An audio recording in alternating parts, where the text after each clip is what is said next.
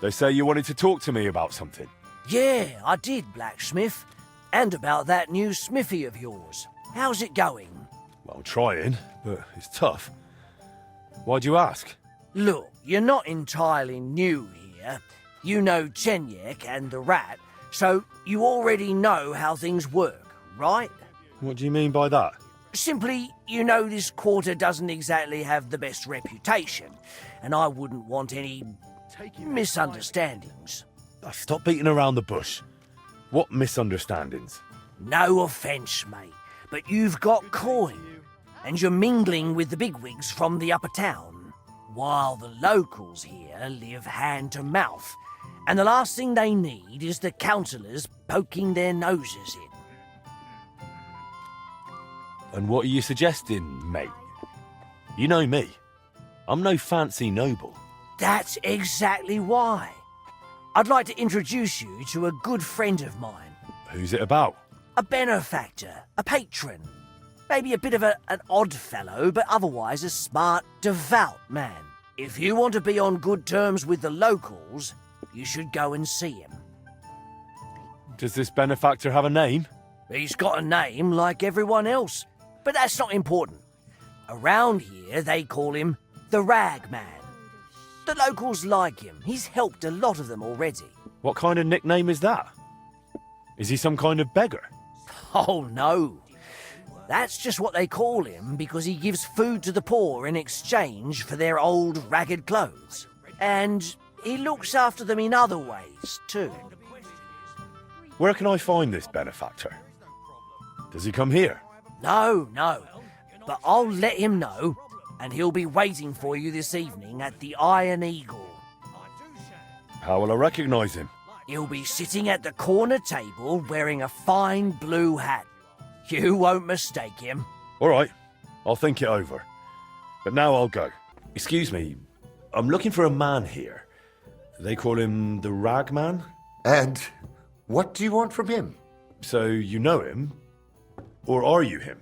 I won't keep you in suspense. I'm him. I've been waiting for you, Master Blacksmith. I wanted to talk to you about a few things. What's this about?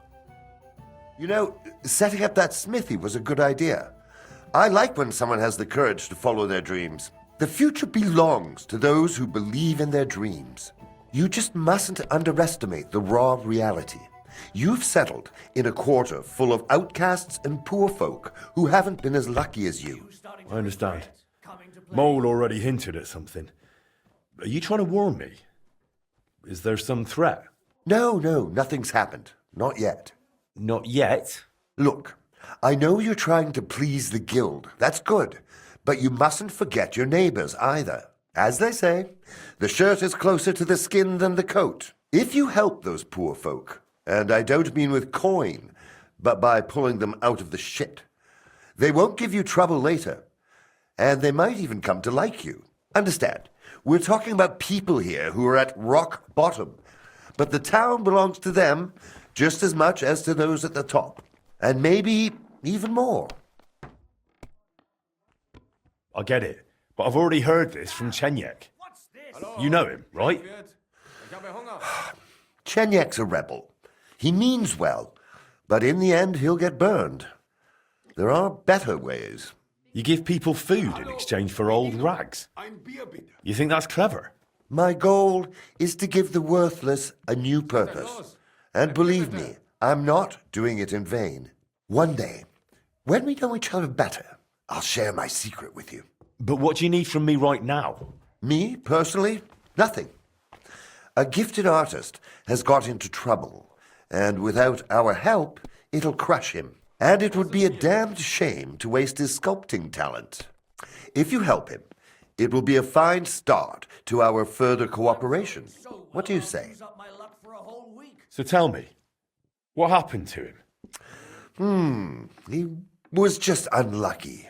Young Damien is an example of how easily an honest man can slip.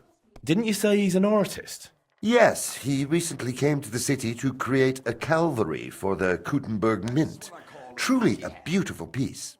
And that's precisely the trouble. He can't finish it. But he also knows if he fails, he'll be reduced to beggary.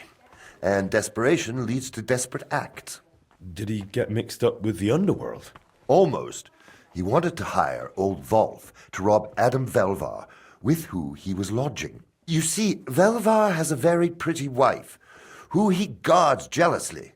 He accused Damien of seducing her and nearly strangled him. Imagine! The lad had to jump out of the window to get away. Really? Luckily, he survived, but he left all his belongings behind, and now without them, he can't finish his commission. And did he do it? Did he seduce the woman? I don't know, but what I do know is that Velvar goes to a dodgy bathhouse girl, so he's hardly one to preach about morals. And Damien surely doesn't deserve to have the suspicions of one jealous husband ruin his promising future. You're right. I'll give him a second chance too. Something similar happened to me recently at Trotsky. So, let's help him get his things back so he can finish his work. What do you suggest?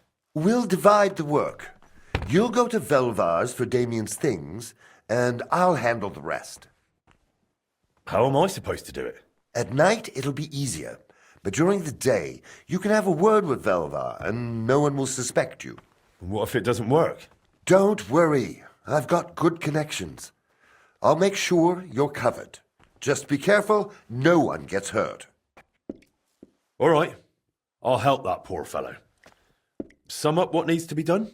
The townsman Adam Velvar threw the sculptor Damien out of his house, but his tools, and especially his drawings, were left behind. You should find everything on the upper floor of the house, in the large room with windows facing the street. If you manage to get them, bring the things to Mole.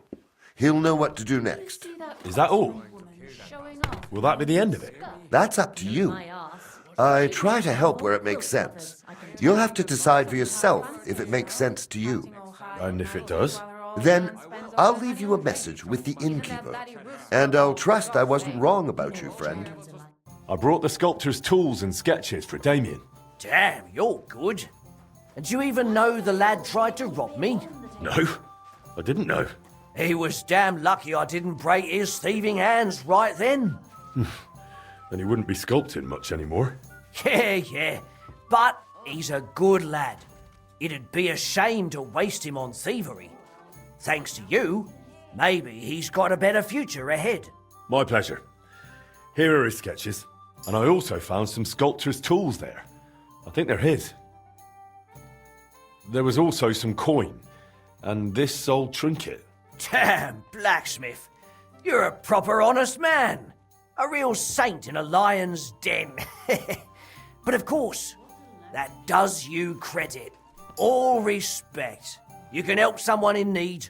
I value that, and I certainly won't keep it to myself. The locals will hear you're a good man.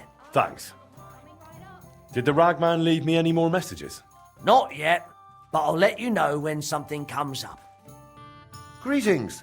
How's the trade, friend? Well, if you're asking about the smithy, it's still standing. But if you mean the other matter, well, I'm taking quite a risk with you. I know. I appreciate it. And thank you for coming. It's hard not to waver when you've so much to lose. I know that feeling. I can thank Providence for putting you in my path. You're reliable. What happened that's so exceptional you didn't send this through the mole, like usual? You see, a priest came to me and confided something like a confession. His soul is burdened by a rather unpleasant sin. And what's that got to do with us? I thought we were helping the poor, not the church. You're right, but this could help a lot of poor families. A rich man, on his deathbed, changed his last will and left all his property to widows and minors' orphans. Such repentance. I suppose his heirs weren't too pleased, eh? Exactly. The greedy heir even bribed the priest, the only witness, to deny everything. And now the priest's conscience is stirring, yeah? It is, but imagine, he came straight with a plan to set it right. It just requires delicate handling, I'd say. He's created a forged inventory of the estate, which is attached to the original will, and he wants us to help him swap it out. All right. How do we do it? I found out that the will is on a wooden lectern on the first floor of the tower at Pshitoki Fortress. What? A fortress? That doesn't sound exactly easy. Luckily, it's not yet fully finished, and I've already arranged for fewer guards there. The worst part is, you only get one shot to swap the documents. Tomorrow, the councillors are coming, and the will's settlement will take place. And if I manage to pull it off? Bring the true document back, and I hope it'll open the way to the priest's generosity. That's all? Anything else? No, break a leg, friend. Here's the lectern with the document. Damn, there are two of them. How do I know which one to swap? Who's messing around? Someone here needed help with Shouldn't be Latin. anyone here. Oh, God, I hope I didn't take the wrong one. I managed to get into the Pshitoki fortress and swap the documents on the lectern. And how did it go? Pretty well, until I realised there were actually two documents lying there. Damn. And what did you do? What else? I grabbed one and just hope it was the right one. Take a look yourself. I don't know much Latin, but this really does look like the inventory of the dead rich man's property. So, it worked? Yeah, you can congratulate yourself. You saved one sinner's peaceful sleep and probably eased that poor man's soul. Only the greedy heir will probably be quite surprised when he finds out what's happened. Or rather, what hasn't happened. But that sinful little priest ought to give back all the silver he took for his shameful silence. You bet I'll get it out of him. But I'll give you your share right now. You deserve it. You risked yourself for the right cause. All right. Thanks. I should be the one thanking you. Not everyone would have done that. I'll let you know when I have something new. Thank God and all the saints. I was afraid you wouldn't come. I need your help. My documents were stolen. If they find out what's in them, everything I've worked on this past year will go to ruin. Wait, what's going on? I've never seen you this upset. Sorry to press you like this, but they robbed me yesterday and now they're trying to blackmail me too. Thieving scum. I help them, and like ungrateful dogs, they bite the hand that feeds them. Sorry, slow down, all right? If I'm to help you, you should first tell me exactly what you're working on. So far, all I know is that you're an odd bloke who buys up old rags from the local poor. Because they know nothing, the dimwits. No. Sorry, you're right. I really owe you an explanation. Look here. What do you think this is? The colour, it reminds me of parchment, but it's coarser. Looks more like canvas? What is it? Paper. It's called paper, and it's made from old rags. In Italy it's common, only here no one knows it yet. You can write on it, and it's much cheaper than goatskin parchment. And you want to start producing it? You bet! But the preparations take me a lot of time because I have to be careful. If the local councillors or maybe the abbot of Sedlitz found out what I'm doing, they'd gladly stick their noses in. Why would they do that? It's a craft like any other, isn't it? Pah! A very profitable craft. And mainly, most parchment is made in monastic workshops. You see now? They'd lose their profits. Exactly. If they knew what I'm planning, I'd be finished before I even began. How far along are you with preparations? As soon as the master I hired from Nuremberg arrives, my mill will start up and the stampers will be working at full tilt. And once I produce the first paper, they won't be able to threaten me. So what's the catch? I have a royal permit to run a paper mill in the royal town, but its establishment would have to be approved by the local council. And you'd have to reveal your plan to them. Exactly. But once I get production running, they won't be able to touch me. The royal edict will shut their mouths. But if I don't pay the ransom now, the stolen documents will end up at the town hall. Or worse, go straight to the abbot. And that'll be the end of everything. The monastery will make sure I don't threaten its profits from parchment production. And what do you want from me? I need you to deliver the ransom to them. The documents are signed in my name, and I can't risk being exposed. All right, count me in. But you'll owe me. Whew, thanks. I was hoping you'd say that. Here's the ransom. It's a heap of coin, but the main thing is getting both documents back. Where's the exchange taking place? They told me that somewhere near the Kurjim gate there will be a red-haired fellow in a green hood waiting. All right, I'll go there and find him. Thank you. And one more thing. You'll recognize the documents by my signature. My name is Johann Krumphansel. About time. We've been waiting for you, lad. Hardly. You've been waiting for Johann. It was clear straight away that he'd send someone else. So, do you have the coin? Depends if you have what you promised. No worries. The documents are both safe, but you'll have to make the first move, since you're the one holding the short end, mate. How can I trust you? Do you even have any proof? As you said, this is about Johann, called Krumphansel. It's written right here in the letter, and the edict from the Royal Chamber. And here's the seal from it, so you'll trust us. So what'll it be? It's up to you. Nicely hand to hand. All right, let's cut to it. I'll pay you. Here's the silver. Good choice. The documents are yours. You just need to pick them up. Ha! So you lot double-crossed me after all, eh? Oh, no. We just made sure to cover our backs, in case you brought the catchpoles. Exactly. It's no big deal. Your goods are being kept safe by an honest and pious man. He's an almoner from the monastery. You'll spot him easily. He wears a white robe like any monk, but also has a distinctive red hat. You can't mistake him. I'd hurry if I was you, though, because he went through that gate into town just before you arrived. Oh, damn! What a swindle! I promised you'd get the documents, so you've got the chance.